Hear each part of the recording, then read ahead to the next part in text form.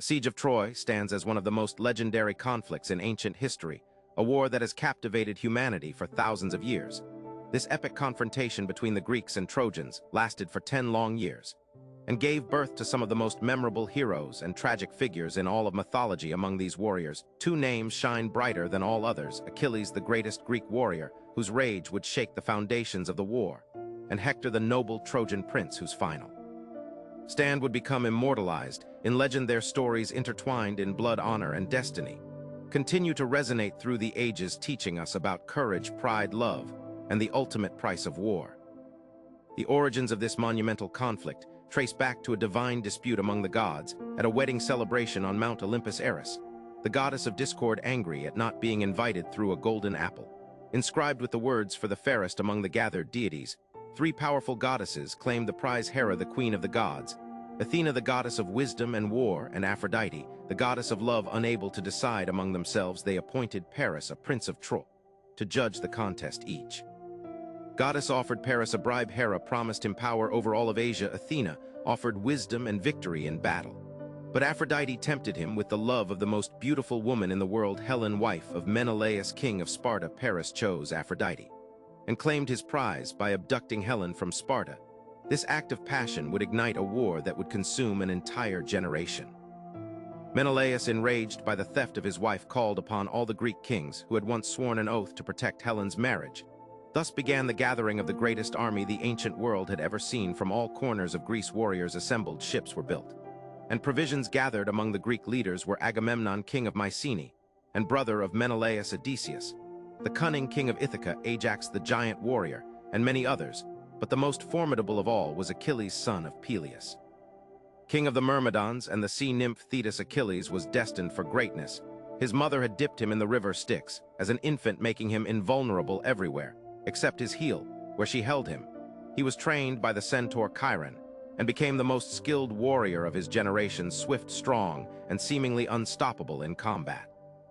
The prophecy surrounding Achilles was both glorious and tragic. He could choose between two fates: a long, peaceful life in obscurity, or a short life filled with eternal glory on the battlefield at Troy. Achilles chose glory and immortal fame over a long existence. His decision would shape the entire course of the Trojan War. The Greek fleet, numbering over 1,000 ships, sailed across the Aegean Sea toward Troy.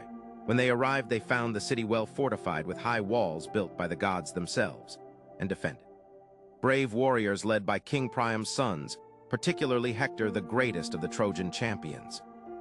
Hector was everything a hero should be: brave, noble, devoted to his family and his city. Unlike Achilles, who fought for personal glory, Hector fought to defend his home, his parents, his wife Andromache, and their infant son Astyanax. He was beloved by the Trojan people, who saw in him their greatest hope for survival. The contrast between Hector and Achilles was striking. Achilles was driven by personal honor and the pursuit of eternal fame, while Hector was motivated by duty, love, and the protection of those he cherished. Both were magnificent warriors, but their motivations revealed fundamentally different approaches to heroism and what it meant to be a man of valor. The war began with the Greeks establishing a camp on the beaches outside Troy. Unable to breach the mighty walls, they engaged in raids, skirmishes, and periodic battles that dragged on year after year. The Trojans, meanwhile, remained behind their defenses, venturing out when advantageous, but always able to retreat to safety.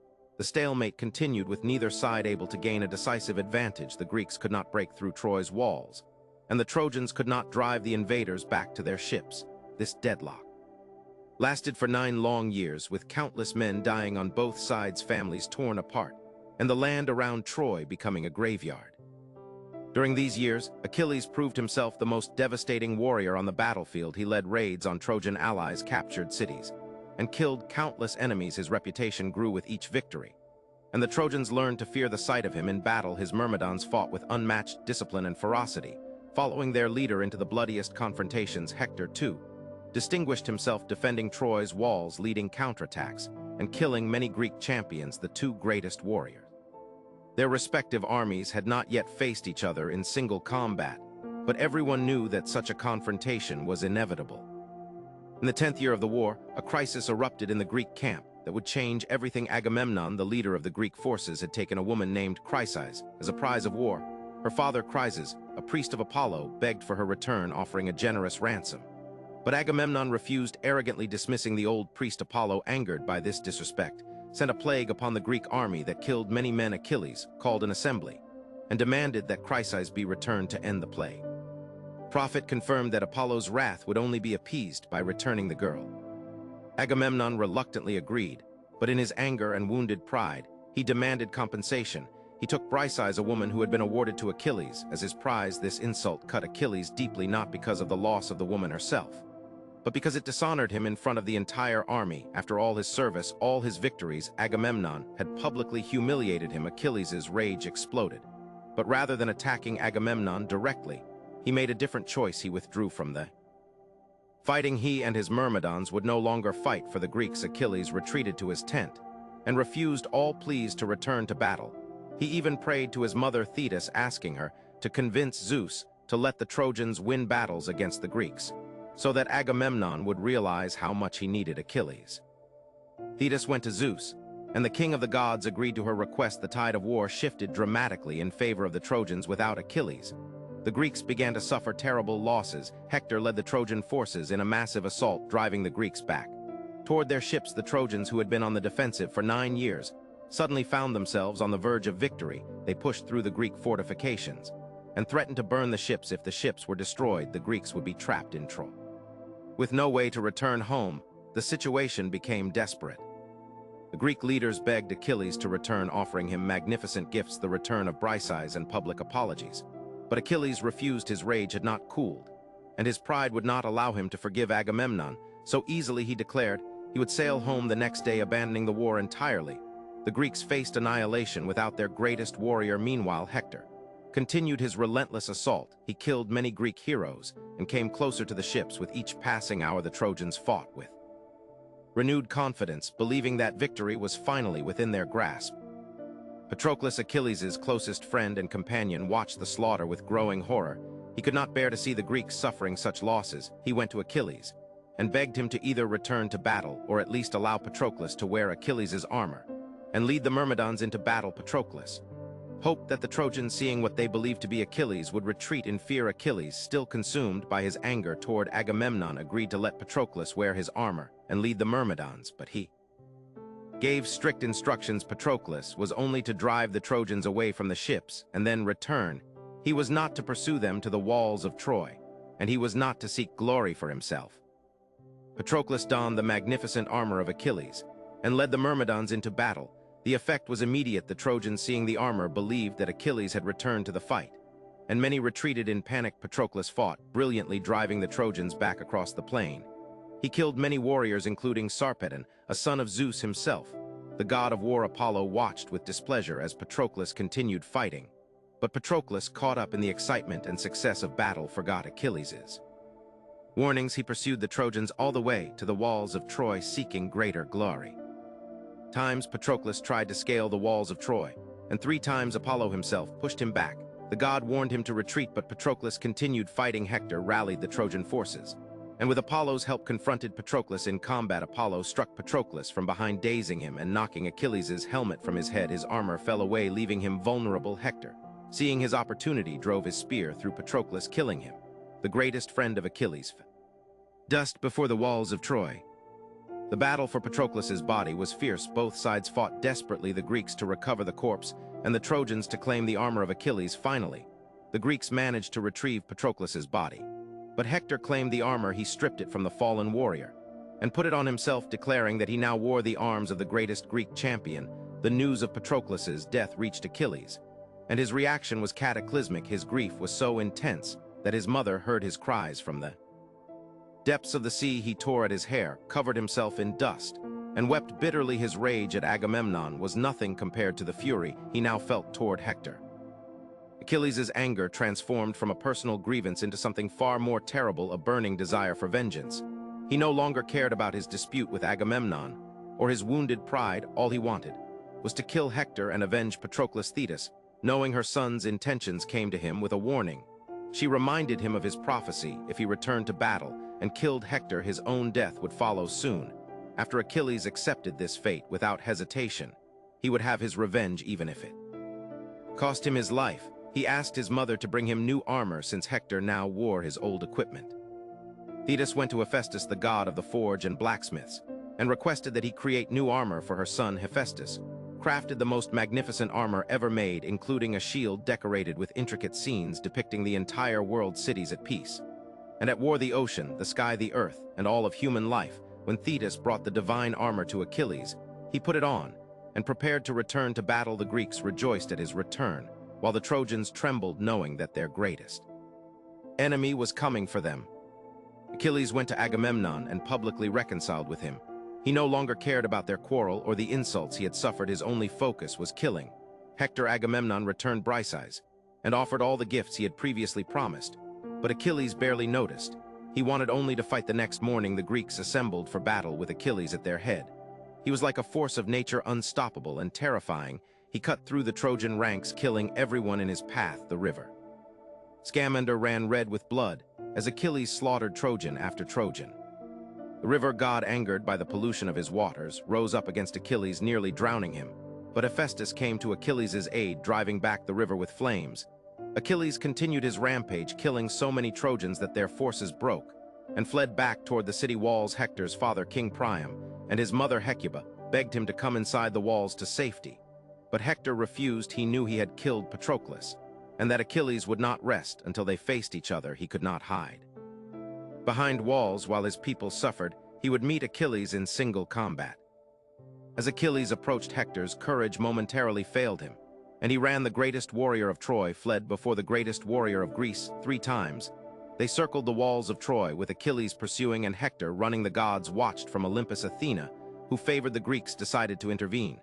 She appeared to Hector in the form of his brother Deiphobus, and encouraged him to stand and fight, believing his brother was beside him to help. Hector stopped running and turned to face Achilles. The 2 champions confronted each other. Hector proposed that whoever won their duel should return the loser's body to his people for proper burial. Achilles refused with cold fury. He told Hector there would be no agreements between them, just as there are no agreements between lions and men, or between wolves and lambs. He swore that Hector would pay for killing Patroclus. Hector threw his spear first, and it struck Achilles' shield, but the divine armor held Achilles through his spear, and Hector dodged it. But Athena retrieved the spear and returned it to Achilles without Hector seeing. Hector called to Deiphobus to give him another spear, but when he turned, his brother was not there. Hector realized he had been deceived by the gods. He knew then that his death was inevitable, but he resolved to die with honor. He drew his sword and charged at Achilles. Achilles studied Hector, looking for a weak point in the armor. The armor Hector wore had been Achilles' own, and he knew every gap in its protection. He saw the opening at the collarbone, where the neck meets the shoulder, the most deadly spot. As Hector came close, Achilles drove his spear through that gap. Hector fell mortally wounded. Achilles stood over him as he died. Hector's last words were a plea. He begged Achilles to return his body to his father for proper burial, offering any ransom Priam would pay. Achilles refused, brutally telling the dying man that he wished his rage would drive him to cut Hector apart and eat his flesh raw. He swore that dogs and birds would devour Hector's corpse. Hector, with his final breath, prophesied that Paris and Apollo would kill Achilles at the Scaean Gates. Then the greatest defender of Troy died. Achilles, in his grief and rage, dishonored Hector's body. He pierced Hector's ankles and threaded leather straps through them, then tied the body to his chariot. He dragged Hector's corpse around the walls of Troy in full view of Hector's family, and all the Trojans. Hecuba, Hector's mother, tore her hair and wailed. Priam cried out in anguish. But most heartbreaking was Andromache, Hector's wife, who collapsed when she saw her husband's body being desecrated. She knew that her son Astyanax was now fatherless, and that Troy's greatest protector was gone. For days Achilles continued to dishonor Hector's corpse, dragging it around Patroclus's tomb each morning. But the gods protected the body from decay. Apollo kept it from being torn and disfigured. Finally, the gods decided to intervene. Zeus sent Thetis to tell Achilles that he must accept a ransom for Hector's body, and he sent Iris to tell Priam to go to Achilles and beg for his son's return. That night Priam did something incredibly brave. He left Troy in secret, traveled through the Greek camp, and entered Achilles' tent alone. The old king knelt before the man who had killed so many of his sons and kissed the hands that had slain Hector. He begged Achilles to remember his own father Peleus and to have pity on a father's grief. Achilles was moved by Priam's courage and his words. He thought of his own father, whom he would never see again because of the prophecy. He wept for Patroclus, for his father, and for the tragedy of war. Priam wept for Hector, and they shared their grief together, 2 enemies united in sorrow. Achilles agreed to return Hector's body and granted Priam a truce of 11 days so that Troy could properly mourn and bury their hero. He ordered his men to wash and anoint Hector's body and wrap it in fine cloth. Then he personally lifted the body onto Priam's wagon. That night Achilles and Priam shared a meal, and each marveled at the other. Priam saw the magnificent warrior who had destroyed his family. Achilles saw the noble king who had shown such courage. The next morning Priam returned to Troy with Hector's body. Troy mourned for 9 days. Andromache wept over her husband's body, lamenting that their son would grow up fatherless. Hecuba mourned the best of her sons, and Helen wept for the one Trojan who had always treated her with kindness, despite the war she had caused. On the 10th day they burned Hector's body on a great pyre, and on the 11th day they buried his bones in a golden urn and raised a burial mound over it. Thus ended the funeral of Hector, tamer of horses. Achilles did not have long to live after Hector's death, as prophesied. Paris, guided by Apollo, shot an arrow that struck Achilles in his only vulnerable spot, his heel. The greatest warrior of the Greeks died from a wound to the place where his mother had held him when she dipped him in the river Styx. The Greeks mourned Achilles, as the Trojans had mourned Hector. His funeral was magnificent, and his ashes were placed in the same urn as Patroclus, so that they would remain together even in death. The war continued after both champions had fallen. Odysseus devised the plan of the Trojan horse, a giant wooden horse left as an offering, while the Greek ships appeared to sail away.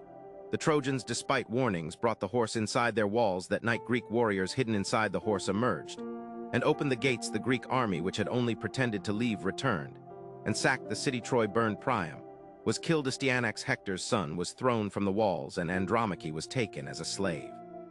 The great city that had stood for 10 years against the Greek siege fell in a single night. The siege of Troy and the stories of Achilles and Hector have endured for thousands of years because they speak to fundamental human experiences: the struggle between personal glory and duty, the bonds of friendship and family, the terrible cost of war, and the inevitability of death. Achilles represents the warrior who chooses a short, glorious life over a long, peaceful one. His rage drives the narrative, showing both the power and the destructiveness of unchecked anger. His love for Patroclus humanizes him, and his eventual mercy toward Priam shows his capacity for compassion. Hector represents the defender, fighting not for glory, but for love of family and home. His courage in facing Achilles, despite knowing he would likely die, demonstrates true heroism. His devotion to Andromache and Astyanax, his respect for his parents, and his sense of duty to Troy make him a tragic figure. His death marks the beginning of Troy's end, because he was the one warrior who could hold back the Greek tide. The contrast between these two heroes illuminates different aspects of the heroic ideal. Achilles is the superior warrior, more skilled, faster, stronger, and seemingly invincible, yet his personal flaws, his pride, his rage, and his initial refusal to fight caused tremendous suffering. Hector is perhaps less skilled in combat, but his character, his nobility, his devotion, and his sense of responsibility make him admirable in different ways. Both men are trapped by fate: Achilles by the prophecy of his early death, and Hector by his duty to defend Troy, even when he knows the city is doomed. Their final confrontation is one of the most famous scenes in all of literature: the chase around Troy's walls, Hector's momentary flight, Achilles' relentless pursuit, and their ultimate face-to-face combat ending in Hector's death. This scene has been retold countless times in poetry, art, and film, because it captures something essential about courage, fear, honor, and mortality. Hector knows he cannot win, but he faces Achilles anyway. Achilles knows that killing Hector will seal his own fate, but he does it anyway. Both men choose their destinies with open eyes. The aftermath of their duel, the desecration of Hector's body, and Priam's nighttime visit to Achilles, adds another layer to the story. It shows that even in the midst of war, even between bitter enemies, there can be moments of shared humanity. Achilles and Priam, enemies who have every reason to hate each other, find common ground in their grief. The scene in Achilles' tent, where the young warrior and the old king weep together, is as powerful as any battle scene. It suggests that beneath the glory and the violence of war, there is profound tragedy and loss. The women of the story, Andromache, Hecuba, and even Helen, provide another perspective on the war. While the men fight for honor and glory, the women suffer the consequences. They lose husbands, sons, and homes. Andromache's lament over Hector's body is heartbreaking, because she understands that his death means not only personal loss, but the doom of Troy and enslavement for herself and her son. The war that gives men glory brings women only sorrow. The role of the gods in the story adds another dimension. They take sides, manipulate events, and intervene directly in battles. Yet even the gods cannot change fate, they can delay it or shape how it unfolds. But Achilles is destined to die young, and Troy is destined to fall. The gods themselves are subject to fate, which suggests that some things are inevitable no matter how powerful the forces that try to prevent them. This adds a sense of tragic inevitability to the entire narrative. The Siege of Troy has inspired countless works of art and literature. Homer's Iliad is the primary source for these stories, and it remains one of the greatest epic poems ever written. But the story has been retold, adapted, and reimagined throughout history. Ancient Greek playwrights wrote tragedies about the Trojan War. Roman poets like Virgil continued the story. Medieval writers created new versions. Renaissance artists painted scenes from the war, and modern authors, filmmakers, and artists can find inspiration in these ancient tales. The enduring appeal of the story lies in its exploration of timeless themes. What does it mean to be a hero? Is glory worth the price of life? How should we balance personal desires against duty to others? What is the proper way to treat enemies? How do we face inevitable death with courage and dignity? These questions are as relevant today as they were 3,000 years ago. The characters of Achilles and Hector offer different answers to these questions, and their choices continue to provoke thought and discussion. Achilles' rage, the central theme of Homer's Iliad, shows how powerful emotions can drive events and determine fates. His anger at Agamemnon leads him to withdraw from battle, which causes Greek losses, and ultimately the death of Patroclus. His rage at Hector drives him back into battle, leading to Hector's death, and his own approaching doom. Rage gives Achilles strength and purpose, but it also brings destruction to himself and others. The story asks whether such rage is justified or whether it ultimately serves no good purpose. Hector's sense of duty provides a counterpoint. He fights not because he wants glory, but because he must protect his city even when he knows Troy is likely doomed. He continues to fight. He cannot abandon his responsibilities even to save his own life. This devotion is admirable, but it also leads to his death, leaving his family unprotected. The story asks whether duty requires us to fight hopeless battles, or whether there are times when survival and protecting loved ones should take precedence over honors. Friendship between Achilles and Patroclus is one of the most important relationships in the story. Their bond is so deep that Patroclus's death transforms Achilles completely. The grief and rage Achilles feels demonstrates the intensity of their connection. This relationship humanizes Achilles, showing that beneath the invincible warrior is someone capable of deep love and loyalty. It also drives the final act of the story, because everything that follows Patroclus's death flows from Achilles' need for vengeance. The love between Hector and Andromache provides another emotional anchor in the story. Their farewell scene before Hector goes to battle is touching, and tragic. Andromache begs him not to fight, warning him that his courage will get him killed and leave her a widow and their son an orphan. Hector acknowledges her fears, but explains that he cannot hide while Troy is in danger. He must fight even though he knows he may die. Their parting captures the personal cost of war, the way it tears apart families and destroys lives. The Siege of Troy ultimately raises questions about the nature and purpose of war. The conflict begins over a personal grievance, the abduction of Helen, but it escalates into a 10-year siege that destroys an entire city and kills countless people on both sides. Was it worth it? The story does not provide easy answers. It shows the glory of heroic combat, but also the suffering it causes. It celebrates the courage of warriors, but also mourns their deaths. It acknowledges the importance of honor, but questions whether honor justifies such destruction. In the end, both Achilles and Hector die young. Both achieve the glory they sought, but both pay the ultimate price. Troy falls despite Hector's defense, and many Greeks, including Achilles, die far from home despite their victory. The survivors on both sides are left to deal with grief, loss, and trauma. The story suggests that war, even when it produces heroes and memorable deeds, is ultimately tragic. There are no real winners, only different kinds of losers. The Siege of Troy, Achilles' rage, and Hector's last stand continue to fascinate us, because they tell a deeply human story about courage, love, duty, pride, and mortality. These ancient characters feel real, because they struggle with choices and emotions that remain universal. Their story has been told and retold for 3 millennia, and it will likely continue to be told for millennia to come, because it speaks to something fundamental about the human experience: the desire for meaning and glory, the love of family and friends, the fear of death, and the search for honor in a world where suffering and loss are inevitable.